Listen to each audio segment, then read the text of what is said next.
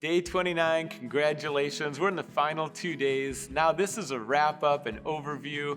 Share with each other, what have you learned? What's been most helpful? Maybe you want to look back and even review and watch one of the weeks again, or pick out one day that really stands out and go back, watch that video again. It's all right if you need to circle back and do that. It doesn't always just fall into place the first time. But what we're really doing in our time together, strengthening our marriage, is realizing that there can be healing, that things can improve in our marriage. There can be a oneness, a joy, a peace, a purpose that starts to flow in our marriage. And I want you to dream again. That's kind of been a theme. Dream again about what's ideal. What is ideal? And what does that look like? How are you going to get there together? It is so important to listen to each other. Don't interrupt. Don't criticize. Just listen to each other's hearts. Remember listening well, listening with understanding. Listen with your eyes, your ears, and your heart. Listen well, and you'll see the healing that starts to happen.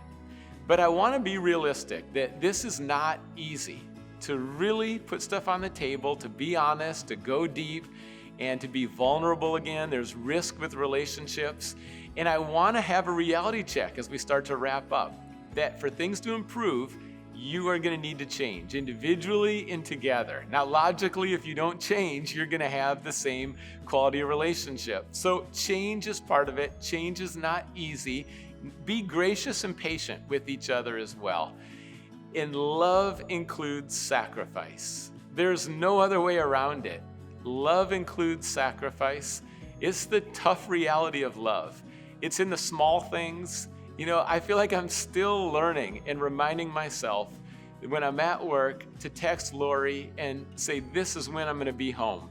Otherwise, it just puts her in a tough spot. And that's a small thing, and it might feel like a little bit of a sacrifice, but it's so good, it's so worth it. Similarly, when we moved from one location to a different location, that's a big sacrifice. And I'm thinking of one spot where Laurie really wasn't excited to move, but she made a huge sacrifice. So there's big sacrifices, there's small sacrifices, but sacrifices are needed. And then with parenting, of course, every day there's going to be sacrifices. Why would you sacrifice so much? Because of your kids and how much you love your kids. When you truly love each other in marriage, there's going to be a lot of sacrifices. Don't keep count, don't compare, just joyfully sacrifice and love for one another. Here's a huge shift in marriage. Instead of what's best for me and what are my preferences, we've got to have that paradigm shift and we say what's best for us.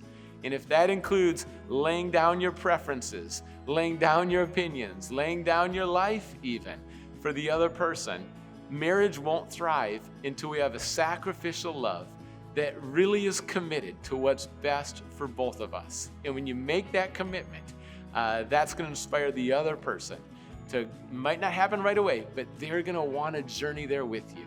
So let's learn, let's grow, let's sacrifice, and let's love.